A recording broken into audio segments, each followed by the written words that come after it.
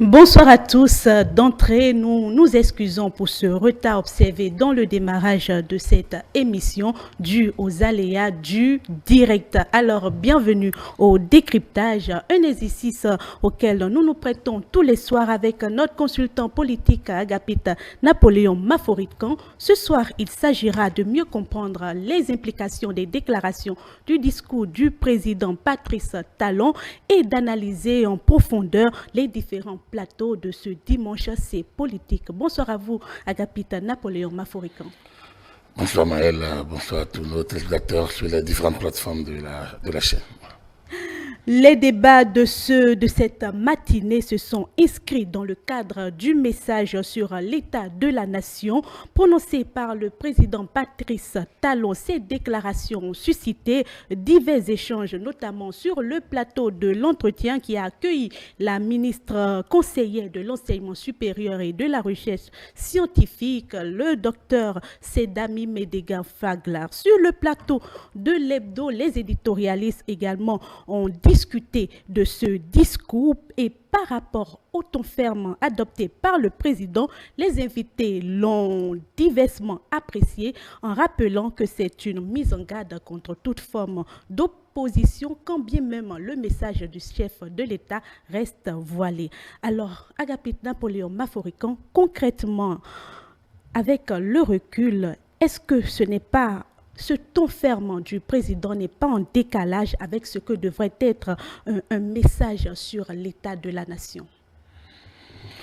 Non, mais ce ton n'est pas en décalage, pas du tout. Alors, tout comme ça ne saurait être une mise en garde contre toute forme d'opposition.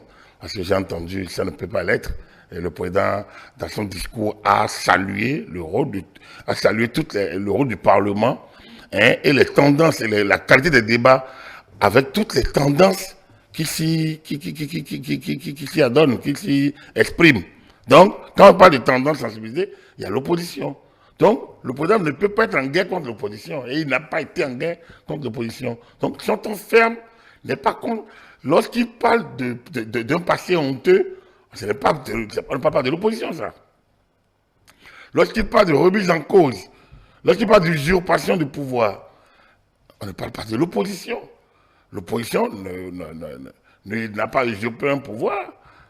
Par contre, lui, il a peut-être des informations que nous n'avons pas et sur lesquelles il intervient. C'est qu'on peut à la limite reprocher et qu'on ne doit même pas, parce que c'est une affaire de sensation, de sensibilité personnelle. On pourrait dire, mais le chef aurait pu être peut-être plus détaillant, hein, aurait pu aller en détail et expliquer beaucoup plus sa pensée. Mais s'il avait pour beaucoup expliqué sa pensée, est-ce que nous serions ici à décrypter? En réalité, le président, après avoir peint, hein, le visage, décrit ou bien présenté le nouvel état d'esprit dans ce Bénin nouveau, après avoir montré les réalisations, la qualité, l'évolution, il a remis un peu une sorte de couche. Il a mis une couche sur peut-être certaines pratiques.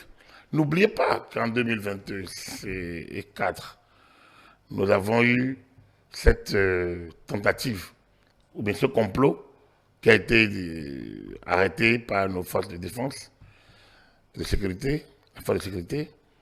Ce complot sur la sécurité de l'État, ce qu'on appelle tentative de coup d'État. Alors, nous ne pouvons pas aller plus loin, parce que nous, vous et moi, on n'a pas plus d'informations que ce que le procureur spécial de la CRIET a annoncé. Et les autres développements que le projet a, le dossier a, et sur lesquels on est informé. Mais il y a des détails que lui, Patrice Talon, peut avoir en tant que chef de l'État. Et peut-être que ces détails peuvent l'inspirer dans ce qu'il a dit. Parce que moi, son ton ferme, mais comme vous le voyez, quand même, on sentait une sorte d'émotion en lui également. Les gens pensent que c'était une sorte de caprice présidentiel. Moi, non. J'ai senti, j'ai eu une sorte de chair de poule en l'entendant parler, parce que c'était un décalage avec tout ce qu'il avait dit, avec les 25 premières minutes de son intervention, ou les 22 premières minutes, était en décalage avec les 3 ou les 4 dernières minutes, tout simplement parce qu'il a eu envie et il a senti la nécessité d'être ferme sur cette partie-là. Donc, il y a eu ce moment important, surtout au niveau des acteurs qui sont présumés impliqués. Il est ce moment important, hein, et de 2024 qui, sans doute, le perturbe encore, parce qu'il est question dans le projet quand même d'assassinat et d'atteinte à sa vie personnelle. Mais atteinte à sa vie à lui, c'est atteinte à la vie de l'État. Il est le chef de l'État. Et les gens ne savent pas ce qui peut se passer lorsqu'on atteint à la suite. Lorsqu'on s'en prend, autant nous sommes tous debout, si quelqu'un nous coupe les pieds, on va crier de douleur, mais on peut encore vivre pendant quelques temps. Le temps peut-être qu'il y a d'autres développements qui nous tuent. Mais si on vous taille la tête, c'est fini. La tête, c'est l'entité, c'est la structure. Alors lorsqu'on parle à l'atteinte à la vie, c'est que ça concerne et la personne qui va disparaître, et l'État qui va s'entourer, se sentir. C'est important.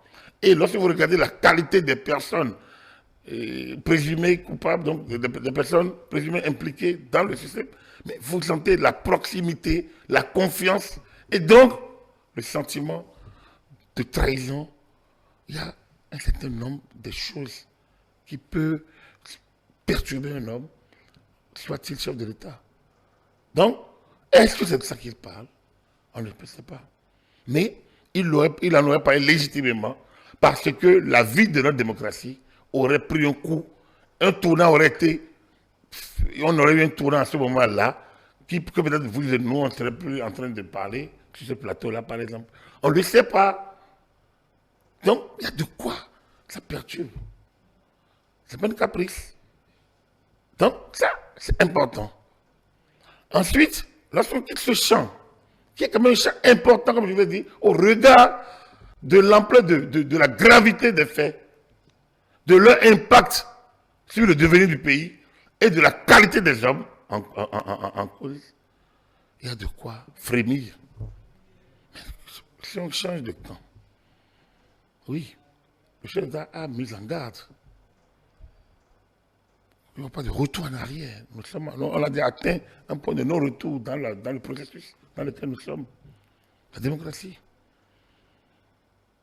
N'oubliez pas qu'un nouveau code électoral a été adopté en février, en mars, et qu'il y a une sorte d'agitation autour des rencontres visibles et invisibles, des réunions, des colloques, des séminaires, des cadres de concertation. Il y a beaucoup. Et qu'est-ce qu'on met devant? La paix. La paix. Ah, il y aura de la violence. Mais qui est autorisé à savoir qui a de la violence? Personne n'est en qualité pour savoir ce qui va se passer, à moins d'être responsable de cela, à moins d'être instigateur de la violence. Une loi régulièrement votée, promulguée, d'abord contrôlée à la Cour constitutionnelle, promulguée et publiée, s'applique comme loi d'État. Et normalement, la discipline démocratique voudrait que tout le monde s'aligne dès que la loi est promulguée. On peut continuer à dénoncer, on peut continuer à demander sa révision, mais on ne peut pas mettre ça sous le chantage de la paix. Pour dire que non, si on ne le fait pas, il y aura violence. Si le Bénin, ce n'est pas une démocratie paisible, humaniste, vous dites ça, on vous prend pour trouble à l'ordre public. Vous ne pouvez pas dire ça. Vous n'avez pas qualité à dire ça. Ça, ce n'est pas la liberté d'expression, ça. C'est menace et appel à troubler l'ordre. Donc, je pense que nous entrons en 2025 dans une année vraiment délicate, puisque c'est l'année électorale. On a 2 années. Hein, l'élection se joue sur 18 mois, globalement, disons 12 mois. Et les 12 mois, c'est quoi? C'est le dépôt de candidature pour la présidentielle, c'est en octobre, 6 mois avant, donc c'est en octobre. Et 2025. Et avant de déposer la candidature, il y aura quand même l'animation. Donc d'ici à avril 2025, ça va s'animer. Ce qui est règle du jeu, il faut fixer le cap. Et donc, je pense que le chef de l'État pourrait aussi avoir à intervenir. Peut-être que son intervention aussi concerne ce volet. Parce que c'est les deux volets sensibles sur lesquels on peut avoir cette posture. Parce que l'État, la République démocratique, ne s'est pas bâtie brutalement. On a connu des étapes successives de 60 à 72, de 72 à 90, et depuis 90. Mais quand vous voyez le cheminement, le chemin parcouru, vous comprendrez que remettre en cause tout ça ne saurait être admis. Or, des acteurs, au regard de leurs intérêts, sont prêts à ne reculer devant rien pour cette remise en cause. Et donc, lorsque le chef d'État parle, le Béninois lambda, lui, va dire « Ah, le chef s'est fâché ». Mais le Béninois qui a un peu plus du temps de la réflexion doit aller plus loin pour comprendre de quoi parle le président de la République. Et le moment viendra, je suis sûr que dans les semaines à venir, on comprendrait mieux. Mais donc, pour moi, comme vous le dites, non, ce n'est pas contre l'opposition. L'opposition doit exister. Comme dirait l'autre, si l'opposition n'existe pas, il faut l'inventer. Parce qu'on a besoin des forces alternatives. On a besoin de voix alternatives. On a besoin de regards nouveaux, qui ne soient pas toujours ceux qui soutiennent. Mais les regards nouveaux, les regards critiques, les regards alternatifs doivent être constructifs. Si ces regards ne sont pas constructifs, c'est comme si vous crachez dans une eau en disant qu'elle est sale. D'accord, mais en le faisant, vous empêchez les autres d'en jouir. Vous ajoutez votre saleté à l'autre salle, mais laissez l'autre salle se poser pour que chacun puisse tirer une part. C'est ça le problème. C'est-à-dire, vous ne pouvez pas détruire l'existant sans proposer un autre élément nouveau. Et on le propose aux populations lors des élections qui sont à échéance régulière.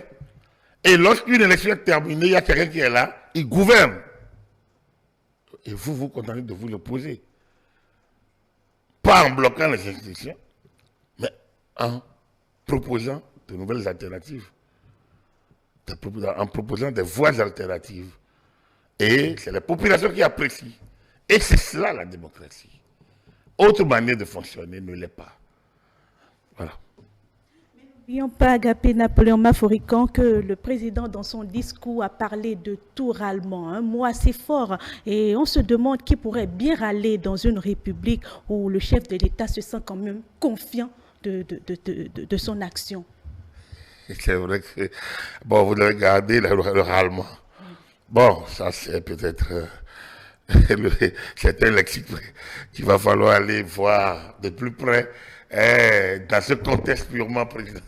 Non, c'est vrai. Vous savez, c'est un parti talon un peu fâché. Et même fâché. Contre qui? C'est la question. Je viens de vous faire un long développement. Je viens de vous faire un long développement sur pour qui, contre qui. Soit contre le Vous avez également trouvé utile le rôle de l'opposition dans une démocratie. Alors pourquoi se fâcher contre une opposition qui ne fait que jouer son rôle? Non, jouer le rôle, je vous ai dit, le rôle doit se jouer de manière... Vous savez, il y a plusieurs manières de jouer. Lorsqu'une loi est discutée, est votée, est contrôlée conforme à la Constitution, est promulguée, est publiée, voilà le processus. Elle s'applique comme loi d'État. Réunir société civile, clergé, machin, tout ça, pour dire, ah, il y aura violence, il faut revoir. C'est une pression sur l'État. C'est malsain. Ce n'est plus de la liberté d'expression, des menaces sur les institutions. C'est de l'indiscipline. Donc, on peut se fâcher comme ça. On peut ne pas être d'accord. Mais dès lors, il faut respecter les institutions. Article 34 de notre Constitution, je le répéterai toujours, tout citoyen béninois a l'impérieux devoir de respecter la Constitution et les lois qui en découlent. Voilà un peu, je ne cite pas, mais j'interprète un peu, je paraphrase. Mais dès lors, la loi votée, promulguée, publiée est une loi d'État à laquelle on doit respect. Penser qu'elle va donner de violence, c'est une forfaiture déjà. On ne peut pas. Vous êtes qui pour penser qu'une loi va donner de la violence? Et lorsqu'on dit que vous n'avez pas vu des pays où des jeunes de moins de 30 ans, de 35 ans prennent le pouvoir Et pourtant, notre constitution on a dit qu'on ne doit pas prendre le pouvoir avant 40 ans. Bon, même si on est allé après à 39 plus 1, pour ça, vous voyez, c'est ce que ça crée lorsqu'on tourne, on contourne ces choses. Mais voilà, on en a eu. Vous imaginez ce qui s'est passé en 90 lors du débat sur la révision de la Constitution, sur lors de l'écriture de notre Constitution là, lorsqu'on a mis 70 ans, des anciens présidents de la République se sont sentis concernés. Maga a crié, ne m'enterrez pas vivant. Si soit dit, mais on veut m'entraîner dans un processus, mais je ne viens pas m'y laisser prendre. Les anciens présidents qui avaient 70 ans ou presque se sont sentis concernés par ce texte. Parce qu'on n'en a jamais parlé à la conférence nationale. Et pourtant, c'est dans notre constitution. On en a d'ailleurs fait des options fondamentales en 2010, en 2011. Et pourtant, le pays n'a pas pris feu. Mais pourquoi on n'attend pas qu'on aille aux élections et que chacun joue son rôle d'abord? Non, l'opposition doit jouer son rôle. Mais elle doit être une opposition responsable et non une opposition destructrice. Ce n'est pas une opposition prophétique. Elle n'a pas ce droit. Nul ne est prophète ici. Nous avons un président de la République, on a des institutions. Mais nul, les prophètes sont dans les temples et églises. Et non, enfin, encore que. Hein? Donc, si vous pensez qu'une loi va donner de la violence, ça, vous êtes le promoteur de la violence, l'instigateur de la violence. On peut être fâché contre vous, normalement. Donc, on n'empêche pas l'opposition de faire son travail. D'ailleurs, ils circulent sur le plateau. Vous les voyez. Est-ce que personne ne les empêche? Ils disent des choses graves et ils circulent toujours. Alors, où est le problème donc? Personne, non, mais, comme je dis, on peut être fâché. Et le chef d'État doit siffler la fin de la récréation à un moment donné. J'espère bien que ceux qui devraient comprendre ont compris. L'action, ça n'empêche pas le président de travailler. Mais si elle doit se faire entendre, il faut qu'elle aille aux élections. Si elle veut mettre son projet en circulation et l'appliquer comme projet de l'État béninois, il faut qu'elle aille aux élections et qu'elle se fasse valider. Mais c'est la base de quelle loi elle va aller aux élections? C'est le code électoral. Donc, au lieu de... Bon, vous n'allez pas dire allemand. Oui. On aurait pu ajouter les jérémiades. Donc, au lieu d'utiliser les jérémiades, les lamentations stériles, les menaces directes ou indirectes, au lieu d'utiliser ces mécanismes désuets, est-ce qu'il n'est pas mieux qu'elle aille sur le terrain? Mobiliser, travailler et proposer son projet.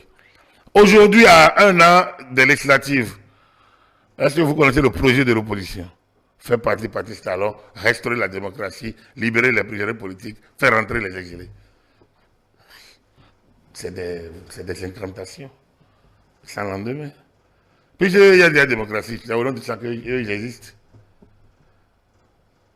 Alors, tant qu'il y a la démocratie, tout le reste, ceux qu'on appelle exilés ont quitté le pays volontairement. Et il y en a qui ont fui la loi, alors après avoir été ministre de la Justice. C'est inquiétant. C'est inquiétant. Quand vous avez été ministre de la Justice, vous nous avez nous opposé la loi, vous nous avez opposé les juges, vous nous avez opposé la justice. Et maintenant que vous n'êtes plus en posture, vous détalez pour ne pas répondre de vous. Alors vous faites quoi de nous donc? Nous, on est des bêtes de somme qu'on livre. Et vous êtes des patriarches, hein, des seigneurs. Et donc vous fuyez et on vous appelle des exilés. C'est parce que les populations sont endormies par certains discours. Sinon, normalement, c'est leur manque de respect que de dire ces choses-là. La loi doit être dite. On doit défendre les personnes faibles, c'est vrai. Parfois, certains peuvent se sentir menacés, c'est possible. Mais il y a parfois d'amalgame. Quand quelqu'un lui dit, viens répondre de ce dont moi, je peux sortir maintenant, il faut que j'aille à une frontière pour dire, bon, ma sécurité est menacée, ma vie est menacée, et je deviens exilé. C'est quand même trop facile, non? Quant aux prisonniers prétendument politiques, ils ont été jugés par notre système. C'est notre système. Il est en place depuis 1990. Et tout le monde dit on ne touche pas à notre constitution. Alors ça veut dire que la constitution, elle est bonne. Alors si elle est bonne, donc les instances qui en découlent sont bonnes. Et donc, condamner quelqu'un, vous avez été condamné par leur instance, ça ne fait que normal. Donc, je ne vois pas pourquoi vous êtes politique. Les politiques condamnés dans le cadre de procès réguliers sur les questions de droits communs et autres ne seraient des prisonniers politiques. Bon, c'est vrai, on a des amis parmi le groupe, mais quand vous en parlez, c'est comme si vous voulez jeter à la vindicte. Non, mais c'est le système, c'est ça qu'on explique. On explique le système. Donc, vous voyez, je ne vois pas en quoi le président empêche l'opposition, non. Il n'est pas en guerre contre l'opposition. Il est peut-être en guerre contre une certaine opposition vindicative, brutale, violente, et qui planifie la violence, un peu comme on a vu en 2019, en 2021. C'est peut-être ça, et qu'il prévient. Et là, ce qu'on a connu 2019 et 2020, 2021, oui, on peut dire qu'aucun râlement ne sera pris en compte, ne sera entendu. L'expression peut avoir son contenu et elle a sans doute son contenu provenant du chef de l'État. Vous avez commencé à en parler. Justement, je vous en pose la question. Est-ce qu'il n'aurait pas été mieux pour le chef de l'État d'aborder sérieux, très discuté ces derniers jours, comme le Soja, le coup d'État manqué, le code électoral qui divise encore jusqu'à aujourd'hui? Oui, c'est vrai.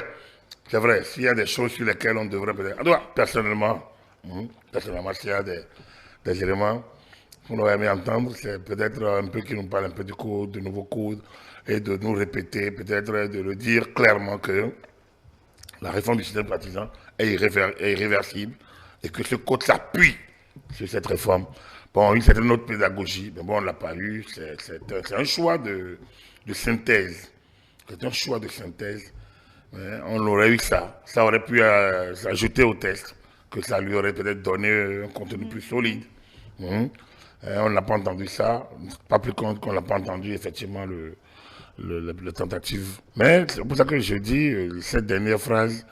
Peut-être que la douleur, peut-être que l'émotion, peut-être qu'un choix aussi assumé. Pourquoi pas? Donc voilà. Oui, l'état de la nation, c'est aussi ça quand même, oui. Est-ce que ce n'est pas une façon pour le président de contourner la question? Non, pas contourner. Vous savez, il n'a pas à contourner, c'est lui qui fait. Parce que jusque-là, on n'a pas eu de déclaration directe du président, malgré que ça se discute de part et d'autre. Non. Et on aurait bien voulu l'entendre sur ces sujets cruciaux. C'est possible. Personnellement, oui, c'est vrai, je serai d'accord avec vous. Mais au même moment, c'est lui qui choisit son temps pour en parler. Par exemple, le dossier tentative de remise en cause est en justice. Est-ce qu'il peut en parler? Non, à mon humble avis, en tant que chef de l'État, c'est un dossier qui est à la justice, qui est pendant, et on ne peut pas encore dire aujourd'hui. Qui a fait quoi? Tout est encore là. Les enquêtes se poursuivent, il y a eu des recours, des donc, en tant que chef de l'État, premier magistrat du pays, c'est normal qu'il se mette au-dessus de la mêlée, surtout que, directement ou indirectement, il est concerné. Et sa vie était mise en jeu dans ce complot. Et la vie de l'État était mise en jeu. Et les présumés responsables, les présumées personnes, les personnes présumées coupables ou responsables de cette sont très très proches à lui, notamment M. Bokor. Donc, c'est dire qu'il est concerné et qu'il n'en parle pas est normal. Il ne devrait pas, vu l'angle, le dire aussi. Il saura comment le dire quand ça lui plairait. Mais dans un discours comme ça, peut-être qu'il a dit habilement par rapport à la séquence qu'on a commentée au début. Voilà, donc pour moi, je pense que il a choisi son discours. Vous voyez, ce texte, on peut le réécrire et le prononcer en 2 heures. Il l'a fait en moins de 30 minutes. Mais tout y est, en fait. Tout y est. Mais au-delà des dernières minutes qu'on a commentées, mais lorsque vous regardez le contenu lui-même, mais l'essentiel y est. Il n'a pas donné de grands chiffres, mais il en a donné les plus pertinents. Et pour ceux qui connaissent ces genres d'exercices, Ça répond au temps d'aujourd'hui, surtout de la part d'un Patrice Talon, qui est venu en bâtisseur ou en rebâtisseur ou en réformateur. On a d'abord commencé par faire l'état des lieux, donc on a tout remis à plat. On a un programme d'action, on a fait les maquettes, d'où gouvernement maquette. Les gens l'ont dit, peut-être que beaucoup ont oublié aujourd'hui. Les gens voyaient les maquettes, c'est tellement bon, dis moi, ça ne peut qu'être maquette. Comment il va réaliser ça? Comment il peut réaliser ça? Il va trouver l'argent où? Si on avait fait un sondage en ce temps-là, vous ne verrez pas le tiers des Béninois croire à ça. Donc, c'est logique. Lorsqu'on a passé ce temps, lorsqu'il a pris le temps d'expliquer que ça va venir, il faut d'abord serrer les ceintures. Et après, on va commencer à les desserrer. En 2021, il a dit, ou en 2020, lors de sa tournée de révision de comptes. Mais aujourd'hui, on voit les projets. Les projets ne sont plus maquettes. Les réalisations sont visibles, sont tangibles, sont réalistes. Mais lorsque c'est ça, vous allez faire la fine bouche et laisser l'opposition dire que rien ne marche dans le pays. Alors qu'elle profite royalement de ce qui marche dans le pays. L'allégorie sur la route n'a l'air de rien, mais c'est quand même, c'est sérieux.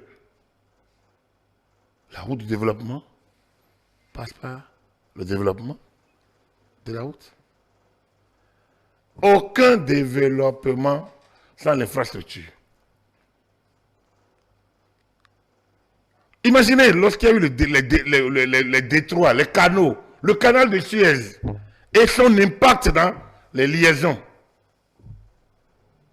Le canal de Panama. Lorsqu'on remonte à l'histoire, mais ces canaux ont ouvert de nouvelles voies qui étaient à l'origine du développement de ces zones. L'infrastructure routière est l'un des pendants, disons des éléments tangibles, concrets du développement. C'est des conditions. Aucun développement sans l'infrastructure routière. Pourquoi les pays qui n'ont pas le port, la mer cherche des liaisons vers la mer? Les pistes rurales. Mais si vous avez sillonné le pays, vous comprendrez l'impact de la route. Et je le disais sur nos plateaux. Aujourd'hui, il faut rallier des localités, vous ralliez en 2 heures des localités qu'on ralliait en 3 heures. C'est du développement. Donc, l'asphaltage, les projets santé, microcrédit et autres, sont autant d'éléments inventés. Il a parlé de la nutrition. Mais on dit que la vie chère, il y a des gens qui ne mangent pas à leur faim. Et pourtant, des enfants mangent, prennent leur repas chaud. Ne pas vanter ce Bénin nouveau, ce Bénin désormais qui se construit. Un Bénin, le président, c'est le Bénin révélé.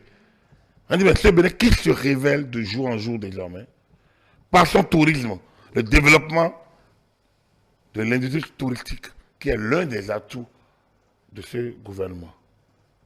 Les Vaudou Day vont venir bientôt. Et au regard, si on laisse l'aspect culturel, il y a l'aspect culturel. Et donc, le développement du tourisme. Des flots de touristes vont se débarquer dans le pays.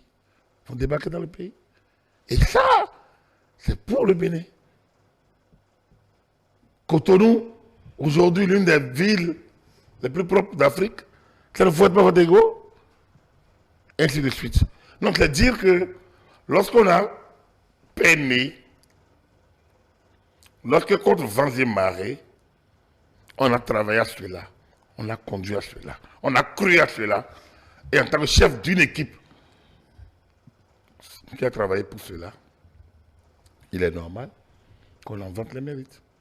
Et donc, face à ça, il est normal qu'on défende son bilan. Il est normal qu'on ne laisse pas les gens détruire ce qu'on a si difficilement bâti. Agapite Napoléon Maforican. Cependant, le président a pris le temps de vanter ce bilan d'une décennie. Est-ce que vous pensez que c'est une méthode qui doit marcher aujourd'hui avec la divergence d'opinion de part et d'autre? Les divergences font partie, des points de vue divergents font partie d'une démocratie. Une société, on ne peut pas avoir une vue univoque de ce qui se passe. Mais sur le développement, on doit l'avoir. Mais ce dont je viens de vous parler, c'est lui le chef de l'État. Ça veut dire qu'il n'admet aucune critique de la part des autres. C'est lui le chef de l'État. Devant la représentation nationale, il a évoqué, il a présenté le Bénin d'aujourd'hui. Et il a comparé à des égards au Bénin de 2016. Moi, j'attends l'opposant qui me dira que c'est factice. Et on peut aller élément contre élément. Dans le cas d'espèce, ce n'est pas une affaire d'incantation. C'est une affaire de chiffres et de comparaison. Donc, en la matière, le chef d'État n'a pas été, si on laisse l'allégorie sur la route, qui a une vérité, et après le temps ferme de la fin, mais il a été très sobre. Il a été très sobre dans ce qu'il a présenté. Il a dit, c'est aussi concret, que ce soit au niveau de la santé, qu'au niveau de l'eau, qu'au niveau de la ville de Cotonou, qu'au niveau des indices. Lorsque des indices de notation, qui sont aussi sérieuses, nous positionnent à là où on est aujourd'hui, lorsque, de temps en temps, le Bénin décroît, Reporters sans frontières, transparent, mais vous voyez combien les gens mettent ça en musique. Mais lorsque nous sommes montés, nous sommes crédités, ça fait peu l'objet de commentaires. C'est ça qui est inquiétant. On doit être fiers de vanter nos mérites. Ça ne peut pas être politique, ça.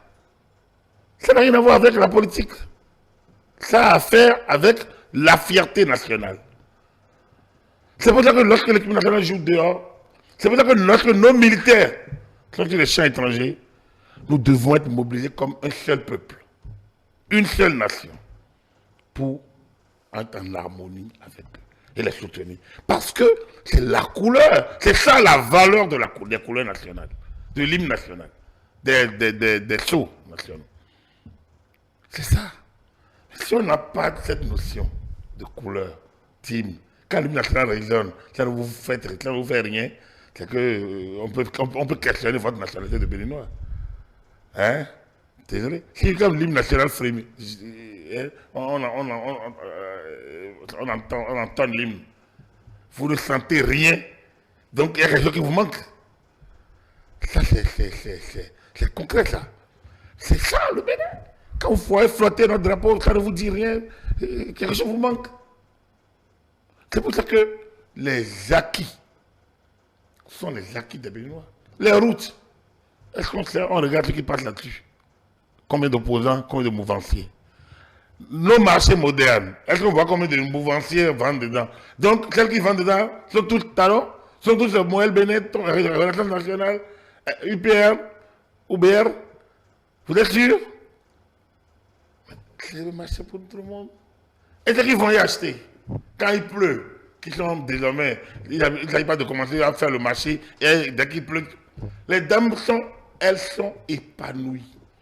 Bon, c'est vrai qu'il y en a qui disent qu'il n'y a pas, et tout est carrelé ailleurs, on ne sait pas comment on va creuser pour mettre les choses en sous terre. Ça, c'est l'autre allégorie des marchés nouveaux. Que les dames se plaignent de ne pas savoir là où enterrer leurs petits gris-gris. Bon, ça, ça fait rire, mais ça, c'est le Bénin, ça. Mais en dehors de ça, elles sont toutes contentes de voir que désormais, elles travaillent dans un environnement sain, propre, moderne, où les intempéries comme la pluie, le soleil, les poussières ne les perturbent. Elles ne s'occupent même pas de l'entretien. Le gardiennage, les produits sont en sécurité. La sécurité est là. La propreté y est. Que veut le peuple? Les besoins fondamentaux dont on parle. Et qu'une certaine opposition n'arrive pas à voir, c'est tellement visible entre se loger avec les logements sociaux, se soigner avec les réfections des centres, le chic, les réformes au niveau des hôpitaux de zone, des équipements des hôpitaux de zone, hôpitaux de communes, ou bien quelques hôpitaux d'arrondissement. S'instruire avec les réformes de l'éducation, le Conseil national de l'éducation et tout ce qui s'y fait. On vient d'avoir des journées de l'enseignement secondaire, de la formation professionnelle, les réformes à l'université, le code éthique, se nourrir, microcrédit, et cantine scolaire. Alors, se vêtir. Ça y a mis ses bras à côté, pour ceux qui sont à côté. Il y a la zone de Glodjigbe. Bref, c'est beau dire simplement quoi. On a beau dire, le Bénin a fait un bond quantitatif et qualitatif en 2016 et aujourd'hui. Les atermoiements des années précédentes, ont été assez compacts, les écarts ont été réduits sensiblement. Et dans le discours, le président l'a dit. Qui sommes-nous pour que tous ceux, comment pouvons-nous espérer que tous ces écarts soient fermés brutalement? On peut pas, tout ne peut être fait. Donc il y a encore plein de choses à faire. Mais il faut voir d'où nous venons. Quel était l'état des lieux en 2016? Quel était l'état des lieux en 90? C'est cela qu'il faut regarder. Donc l'un dans l'autre, ce Bénin, peu importe parti de salon, est aussi ouvert à l'opposition. Il a salué son rôle au Parlement. Le fait qu'il soit au Parlement, il n'a pas dit que l'opposition est trop. L'opposition est nécessaire dans une démocratie. Mais une opposition constructive. Parce qu'en fait, une opposition, c'est quoi? S'opposer ne veut pas dire détruire. Donc, c'est une opposition qui travaille, qui produit du contenu sensible et non des incantations. Une opposition qui a une vision de l'avenir. Quel est le Bénin dont est notre opposition ou nos oppositions? Posez la question. Moi, je n'ai pas encore entendu ce que je ne connais pas encore un seul point de leur projet de société. C'est quand ils vont être élus qu'ils vont commencer par faire, ou bien les cas de condamnation, aux intérêts divergents, aux agendas totalement disparates. C'est ça là, c'est ceux-là qui vont produire le contenu du Bénin de demain. Mais on ne se lève pas un jour pour dire je suis chef. On prépare le terrain. Je ne vois encore rien. À chaque fois, on met en place un cas de contestation. On a demandé un audit, le gouvernement dit je suis prêt. Maintenant on cherche, on prend du temps, on dit bon, on doit être ensemble, on doit le faire ensemble. Si vous n'êtes pas là, c'est que le patron n'est pas d'accord. Que donc, c'est pas ça l'opposition. L'opposition, ce n'est pas de ne pas voir la réalité en face. L'opposition, comme je vous dis, c'est créer et proposer une nouvelle alternative. C'est dire, ça c'est pas bon. À cette place, voilà ce que moi je ferai. Comment serait vu un droit de réponse de l'opposition à ce discours du chef de l'État dans les jours à venir? Poser la question à l'opposition. Je ne suis pas du tout dans sa place. Je l'ai déjà conseillé suffisamment. J'ai déjà suffisamment conseillé l'opposition de produire du contenu. Donc, il n'aura pas travailler sur le contenu. Le chef d'État lui a donné, chaque fois qu'il sort, il leur donne du contenu. C'est à eux de regarder le contenu et au lieu de produire des incantations, de produire du contenu actif, concret, de dire ce qu'eux ils feraient à la place par exemple, des cantines scolaires, qu'est-ce qu'eux ils auraient fait. Au moment où on est en train de vouloir remplir les 100% des écoles, eux ils auraient fait quoi par exemple? Par rapport à la vie chère, eux ils auraient fait quoi? C'est facile de dire oui, qui de dialyse, il faut faire 100%. Mais le pays n'est pas que dialyse. Il y a tellement d'autres choses à faire. Si l'État doit se mettre à tout subventionner, et finalement, c'est vrai, lorsque vous n'êtes pas, quelqu'un va dire, mais ah oui, mais lui, il en parle parce qu'il n'est pas concerné. Mais on est concerné partout. Centre de santé, école, ce n'est pas nous, c'est nos enfants. Donc, l'État doit intervenir harmonieusement dans toutes les directions. Donc, ce n'est pas seulement une seule pathologie qui peut concentrer. Mais pourquoi on ne dit pas que l'État doit mettre en place une politique de nutrition contre l'obésité, par exemple? Contre les maladies aussi, choses chroniques que le diabète. Mais en dehors des maladies, parce que pendant longtemps, on parlait des maladies transmissibles. Mais il y a les pathologies chroniques. Mais qui tue? Le diabète, par exemple. Le cancer. Alors, pourquoi on ne demande pas que il y ait une politique volontariste contre le cancer? Donc, les pathologies sont nuisibles les unes que les autres. Et ceux qui en souffrent sont des béninois. Demandez qu'on se concentre sur une seule. Parce que c'est la revendication d'un groupe, revendication légitime, je peux dire. Mais récupérer ça de cette manière par l'opposition n'est pas responsable. Ce n'est pas responsable. Parce que si on va au taux de personnes impactées, ce n'est pas évident. Même si on est tous, comme on le dit vulgairement, des malades ambulants, et qu'on peut avoir recours à ces services à tout moment. Mais il est évident que, qu'on soit dans le cas, qu'on ne soit pas dans le cas, les pathologies sont les mêmes, autant nuisibles les unes que les autres, et que l'État ne peut pas tout subventionner. Ce n'est pas possible. Il faut bien trouver l'argent quelque part. Et d'abord, ceux qui en parlent, est-ce qu'ils payent spontanément leurs impôts? Est-ce qu'ils sont des modèles, civiquement parlant? Si ce n'est pas ça, c'est qu'ils n'ont pas droit à la parole. Parce qu'eux, ils sont responsables. Ils doivent être des modèles. Avec le docteur Sedami Medegan Fagla, comme elle a décrit le capital humain comme l'ensemble des aptitudes qu'un individu peut avoir pour participer à la création de la richesse. Quelle lecture vous en faites? C'est elle qui a sa lecture. Moi, je vous ai dit ce que je dois dire là-dessus. Elle a dit ce qu'elle pense. Vous n'avez rien à rajouter? Mais pourquoi vous voulez que je commente les propos sur le capital humain? Je suis gestionnaire des ressources humaines par ailleurs. Je ne sais pas pourquoi je vais me livrer encore à une rhétorique sur le capital humain. Ça n'a pas de raison. Elle a dit ce qu'il faut dire. Donc il n'y a rien à dire. Alors, en quoi le projet de supplémentation nutritionnelle tel que présenté dans le discours s'inscrit dans une stratégie globale de renforcement du capital humain au Bénin? Oui. Vous me renvoyez à la politique gouvernementale. Oui, je ne sais pas. Wilfried Langwedi serait plus adapté à ça, ou bien ou M. Nkati, qui est le directeur général de l'Agence nationale de l'alimentation. Cela dit, lorsque vous parlez de la nutrition concerne tout le monde. Tout le monde. On n'a pas de cantine scolaire, mais il y a le manger bien. Il y a le manger sain. Par exemple, le nouveau paradigme bio, par exemple, les gens en parlent. Mais ça concerne quoi? Ça concerne quoi? Qu'est-ce qu'il y en a dessous? Il faut bien discuter de cela. Non, la nutrition est un secteur plus vital. Mais si moi je dois parler, apparemment vous voulez m'envoyer sur le terrain non, la nutrition, ce n'est pas ma spécialité.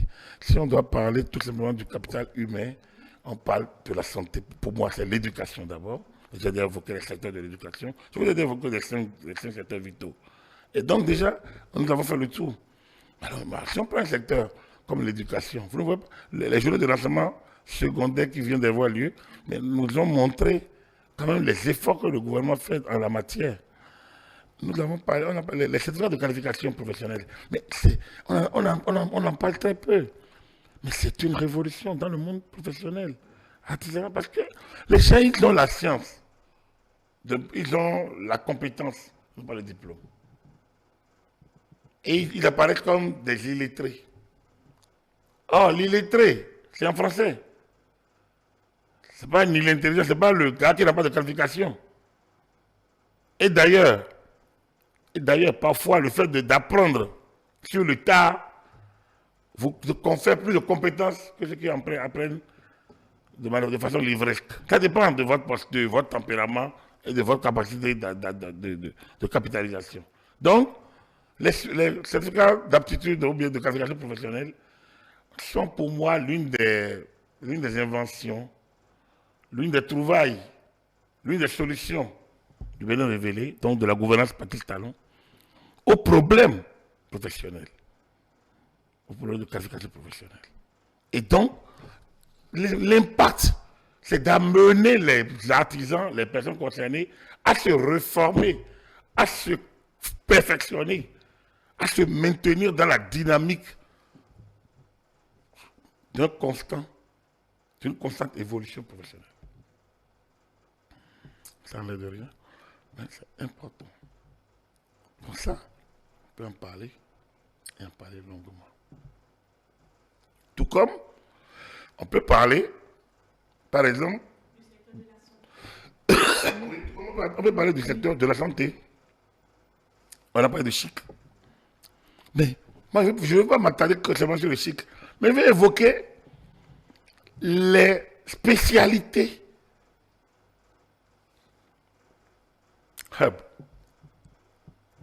Les spécialités pointues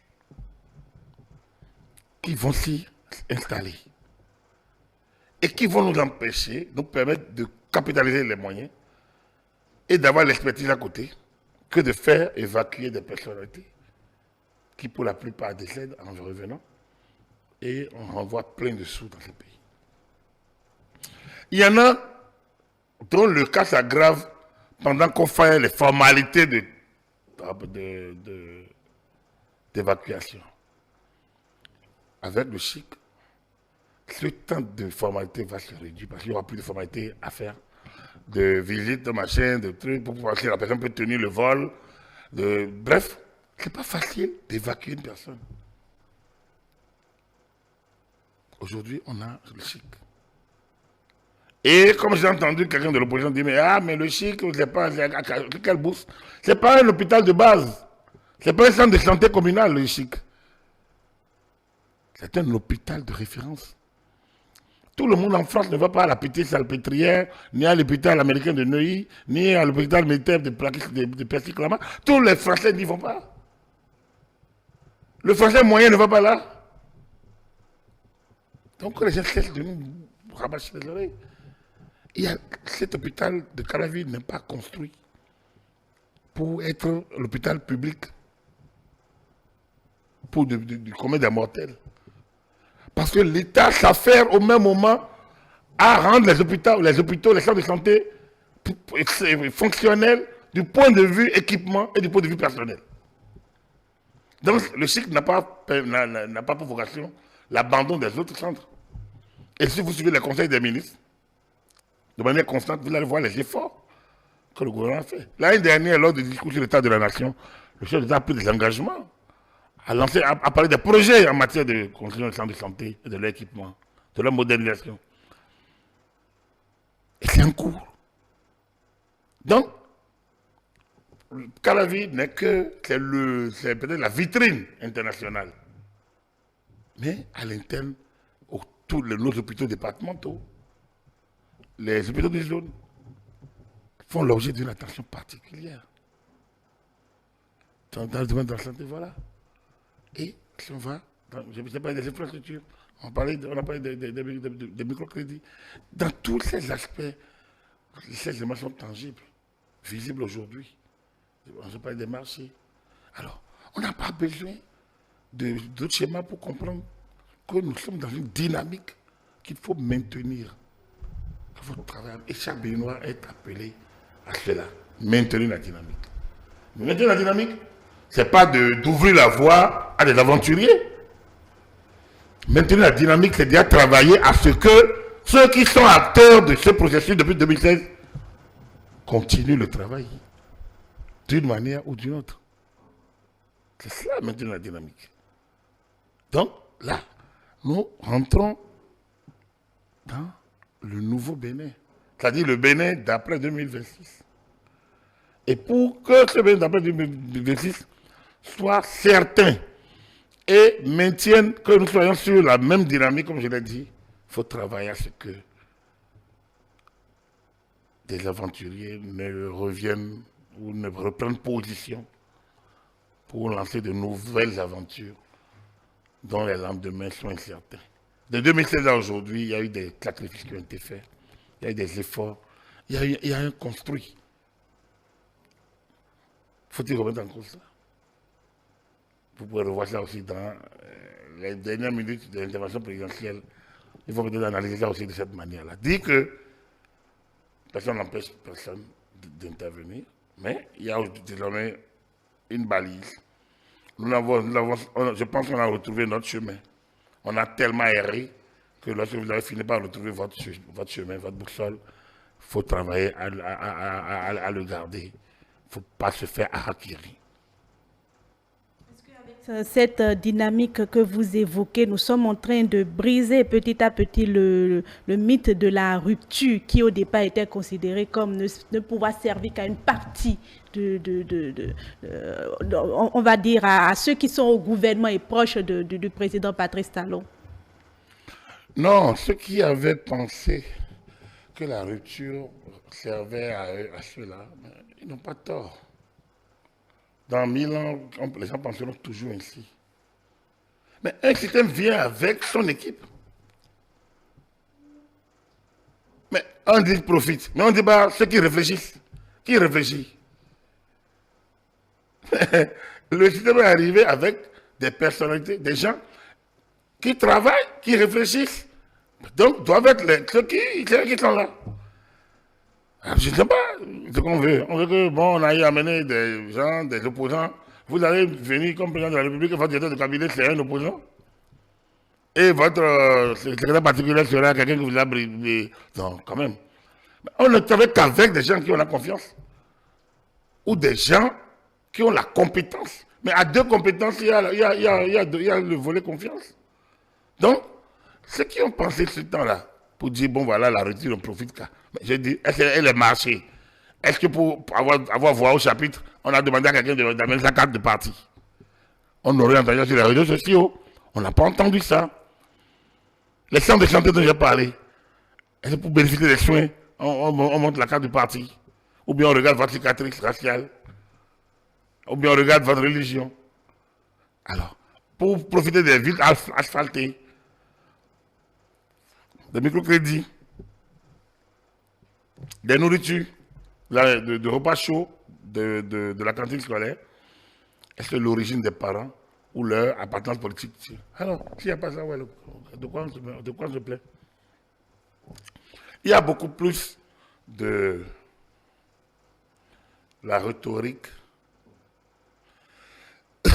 disons, moins utile, stérile.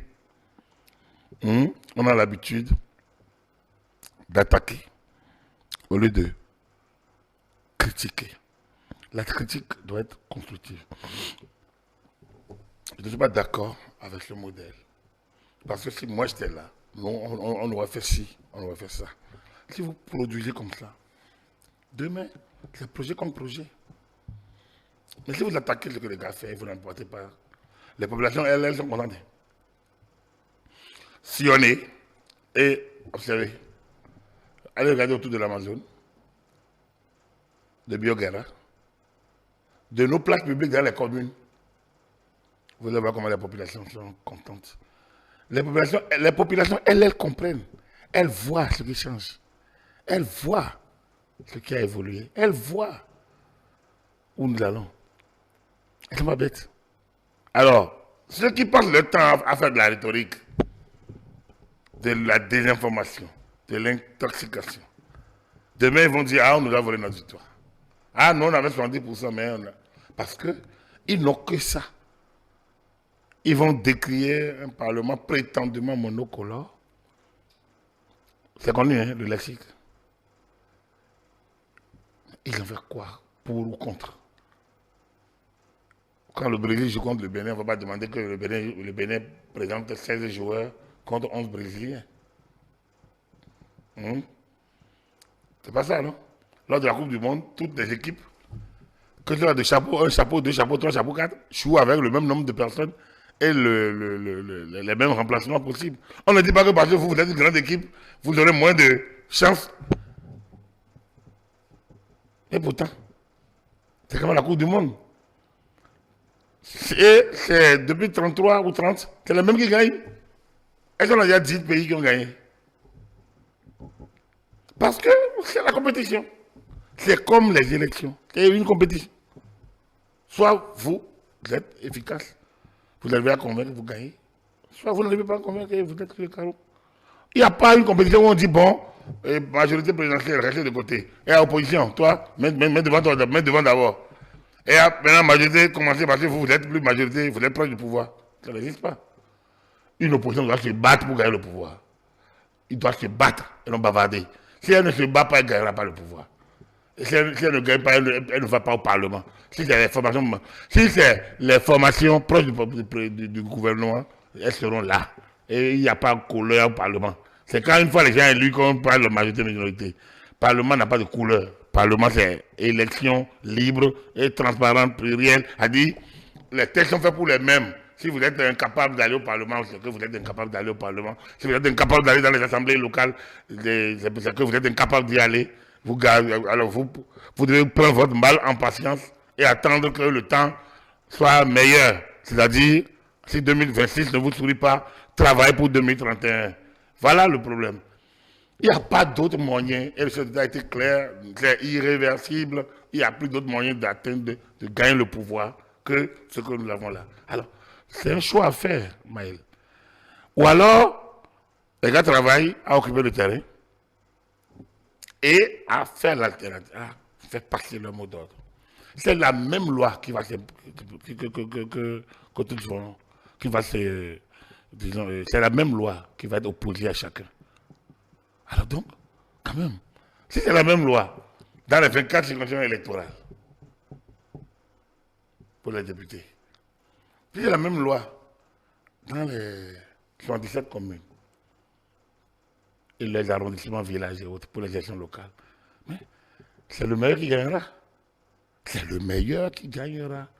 Et que les gens se préparent à accepter le meilleur qui gagne, quel qu'il soit. Si c'est l'opposition qui gagne, il n'y aura pas de Parlement dans le collant. Si c'est le Parlement dominé par une force politique, ou bien le Parlement uniquement composé d'une force politique, les démocrates. Mais il n'y a pas monocolore. Affaire de couleur, c'est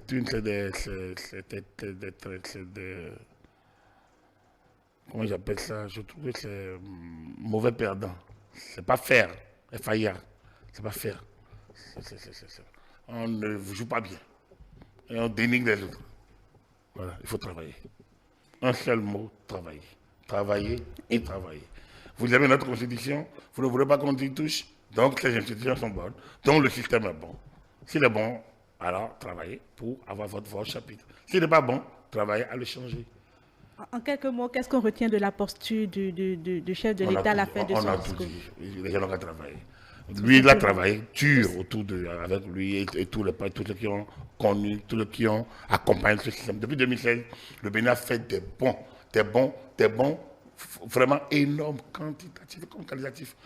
On ne peut pas faire la fine bouche sur c'est la révolution dans tous les domaines.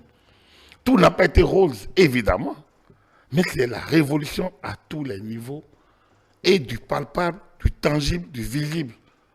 Quand vous avez ça, moi j'ai trouvé que le chef d'État a été sobre dans son plaisir à valoriser. Il était sobre dans la joie qui devait l'animer, en disant, ouais, j'ai vu juste. Mais on a encore un dernier discours qui viendra. Je trouve quand même que la dernière posture, c'est pour dire que c'est terminé. Maintenant, nous avons retrouvé notre voie et rien ne nous arrêtera. Mais je pense exactement comme lui. J'en suis flatté heureux. Et je pense que tous les Béninois doivent se mettre dans ce nouvel état d'esprit. Nous avons enfin retrouvé notre voie. Alors, qu'est-ce que chacun doit faire pour dire j'ai concouru aussi, moi-même j'ai contribué à l'atteinte de cette voie et surtout à ce que nous nous maintenions. Qu'est-ce qu'on doit faire? Travailler. Travailler sans relâche. Voilà.